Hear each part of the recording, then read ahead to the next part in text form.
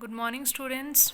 Today I'll start the chapter number 1 of chemistry subject matter in our surroundings. So, first of all, what is matter? Anything that occupies space is called matter. Means वो हर चीज़ जो space occupy करती है वो matter है. ठीक है, तो book भी हो सकती है. For example book, chair, table, मतलब जो हर एक चीज़ जो स्पेस ऑक्यूपाई करती है ना वो हमारे पास क्या है, मैटर है. ठीक है, अब उसके बाद है हमारे पास physical nature of matter. Matter का फिजिकल नेचर कैसा होता है? Everything around us is made up of particles. Our body is made up of particles. So our desks, our chair, our book, our pens, and all other things, they are all matter. ठीक है, जो हर चीज़ जो मतलब हमारे around है वो particle से बनी हुई है. हमारी बॉडी है जो, वो भी पार्टिकल से बनी हुई है. डेस्क ले लो, चेयर ले लो, book, pen, all other things, वो सब पार्टिकल्स की बनी हुई है. मतलब मैटर का जो फिज़िकल नेचर है कि मैटर जो है वो किससे बनी हुई है? छोटे छोटे पार्टिकल्स से. ठीक है, वो फिज़िकल नेचर है मैटर का. और ये जो पार्टिकल्स होते हैं ना मैटर के, बहुत ज़्यादा छोटे होते हैं, बहुत ही ज़्यादा छोटे होते हैं. Very very small, beyond our imagination. इतने ज़्यादा छोटे होते हैं पार्टिकल और of matter are very small. उसके बाद है हमारे पास characteristics of particles of matter. मतलब इनकी करेक्टरिस्टिक्स क्या हैं? पार्टिकल जो मैटर के हैं, first characteristic is particles of matter have space between them. मतलब जो भी पार्टिकल्स हैं मैटर के, उनके बीच स्पेस होती है. ये हमें कैसे पता चला? जब हम प्रिपेयर करते हो आप टी और कॉफ़ी, ऑब्ज़र्व करते हो ना आप कि हमने पहले पानी डाला, उसके बाद हमने चाय पत्ती डाली, तो उसमें मिक्स हो गया ना. मतलब पार्टिकल जो एक टाइप मैटर के हैं वो दूसरे के स्पेस, मतलब दूसरे पार्टिकल जो मैटर के उसके स्पेस में जाके मिक्स होते हैं particles. When we prepare tea, coffee, we observe that particles of one type of matter get into the space between the particles of the other. ऐसे ही होता है ना, पार्टिकल्स मिक्स हो जाते हैं तो क्या होता है कि उनमें लार्ज स्पेसिस है, तभी तो उनमें मिक्स होते हैं ना जाके. ठीक है, this shows that there is large space between the particle. ये हमने एक एग्जांपल लिया. ऐसी को और भी सारी चीज़ें हैं जो मिक्स हो जाते हैं, मतलब काफ़ी बड़ी बड़ी स्पेसिस होती हैं जिनमें पार्टिकल्स एक दूसरे में मिक्स भी हो सकते हैं. तो उसके बाद है particles of matter are continuously moving.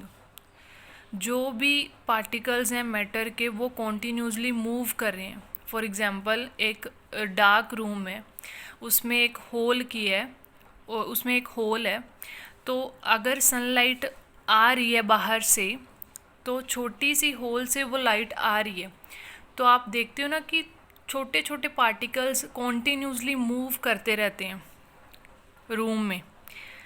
ठीक है, मतलब कॉन्टीन्यूसली मूव करते ही रहते हैं वो पार्टिकल्स. इससे क्या हमें पता चलता है कि जो मैटर के पार्टिकल्स हैं ना, particles of matter are continuously moving. ये इसकी सेकंड करेक्टरिस्टिक है. फर्स्ट हमने क्या पढ़ी थी कि particles of matter have spaces between them. उनमें कुछ ना कुछ स्पेस होती है. ठीक है, एक पार्टिकल से दूसरे पार्टिकल में तभी जाते हैं ना वो कि उनमें स्पेस होती है. दूसरा हमने क्या पढ़ा? Particles of matter are continuously move कर रहे हैं वो पार्टिकल्स. ठीक है, and next we have intermixing of particles means diffusion. What is diffusion? The intermixing of particles of two substances on their own is called diffusion. मतलब अपने आप जब इंटरमिक्सिंग होती है ना पार्टिकल्स की, दो सब्सटेंसेस की इंटरमिक्सिंग होती है तो वो होती है डिफ्यूजन. उस फिनोमेना को हम कहते हैं डिफ्यूजन. ठीक है, वो प्रोसेस क्या है, डिफ्यूजन.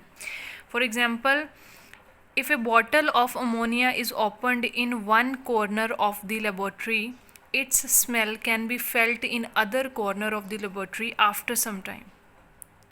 इससे क्या पता चला है कि अगर आप अमोनिया की बोतल ओपन करते हो एक कॉर्नर में, लेबोरेटरी के एक कॉर्नर में, तो उसकी स्मेल दूसरे कॉर्नर में भी आपको, मतलब आप फेल्ट करोगे कि ये स्मेल आ रही है उसकी. मतलब कैसे ये पार्टिकल्स इंटरमिक्सिंग होगी ना, पार्टिकल्स की, अमोनिया के पार्टिकल्स की इंटरमिक्सिंग हुई एयर के साथ, तो वो पार्टिकल्स एयर में मिक्स हो गए पार्टिकल. ठीक है, डिफ्यूजन प्रोसेस ही हुई ना.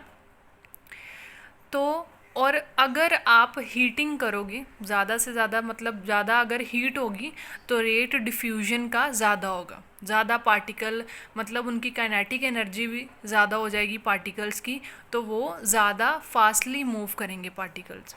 ठीक है, जैसे जैसे हीट ज़्यादा मिलेगी उनको, तो rate of diffusion increases. Okay, then after we have question,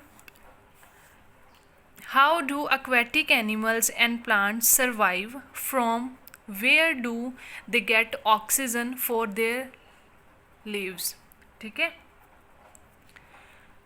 lives, sorry, कि aquatic animal हैं जो और aquatic plants हैं जो, वो कैसे सर्वाइव करते हैं और कहाँ से वो ऑक्सीजन लेते हैं ज़िंदा रहने के लिए. तो जो aquatic, इसका जो आंसर है, the aquatic plants and animals survive because the gases from the atmosphere diffuse and dissolve in water. क्या होता है कि जो भी एटमोस्फेरिक गैसेज है ना, एटमोसफेयर में गैसेज हैं, वो डिफ्यूज़ होती हैं, वो इंटरमिक्स हो जाती हैं और किस में डिज़ोल्व हो जाती हैं, वाटर में. ठीक है, और ये गैसेज कंटेन करती हैं कार्बन डाइऑक्साइड एंड ऑक्सीजन. उसी से फिर एनिमल्स और जो प्लांट्स हैं, एक्वाटिक एनिमल्स और प्लांट्स हैं, वो सर्वाइव करते हैं. ठीक है, मिक्स हो जाती है ना, डिफ्यूज़ हो जाती हैं, जो भी गैसेस एटमॉस्फेयर में होती हैं वो इंटरमिक्स होके किस में डिज़ोल्व हो जाती हैं, वाटर में. तो वो गैसेस कंटेन करेंगे कार्बन डाइऑक्साइड एंड वाटर, फिर उसी से ही वो सर्वाइव करती हैं एक्वाटिक एनिमल्स और प्लांट्स. ठीक है, समझ आ गया, ऐसे वो सर्वाइव करते हैं. उसके बाद हमारे पास नोट है, solid, liquid and gases all diffuse into liquids. मतलब वो लिक्विड्स में डिफ्यूज़ हो जाते हैं, सॉलिड भी लिक्विड में भी हो जाता है, और गैसेस भी लिक्विड में डिफ्यूज़ हो सकती हैं, इंटरमिक्स हो सकती हैं.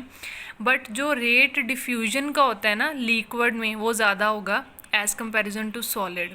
ठीक है, सॉलिड का कम ही होगा क्योंकि इनमें फोर्स ऑफ अट्रैक्शन ज़्यादा होती है, और जो लिक्विड होते हैं इनमें force of attraction as comparison to the solid वो कम होती है.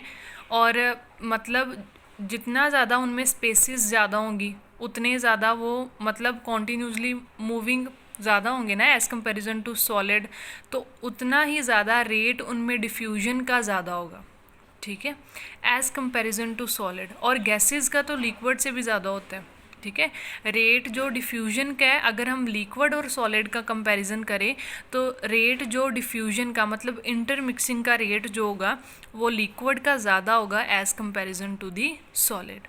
ठीक है, और थर्ड, पहले हमने फर्स्ट प्रॉपर्टी क्या की थी कि particles of matter have spaces between them और particle of matter are continuously moving. Second property. And the third property is particles of matter attract each other. जो भी मैटर के पार्टिकल्स जो वो एक दूसरे को अट्रैक्ट करते हैं क्योंकि उनमें कुछ ना कुछ फोर्स ऑफ अट्रैक्शन होती है, जिनकी वजह से जो पार्टिकल्स हैं वो आपस में बाइंड होते हैं. ठीक है, पार्टिकल्स जो मैटर के होते हैं वो एक दूसरे को अट्रैक्ट करने की प्रॉपर्टी होती है क्योंकि फोर्स ऑफ अट्रैक्शन है उन पार्टिकल्स में और एक दूसरे को बाइंड कर लेते हैं. ठीक है, और आपका होमवर्क भी यही है कि आप इसको अच्छी तरह से रीड करो और प्रिपेयर करो इस टॉपिक को, और ये अपनी फेयर कॉपीज़ में आप नोट्स सेंड कर दूँगी, तो आप अपनी फेयर कॉपीज़ पे भी नोट करना. ठीक है.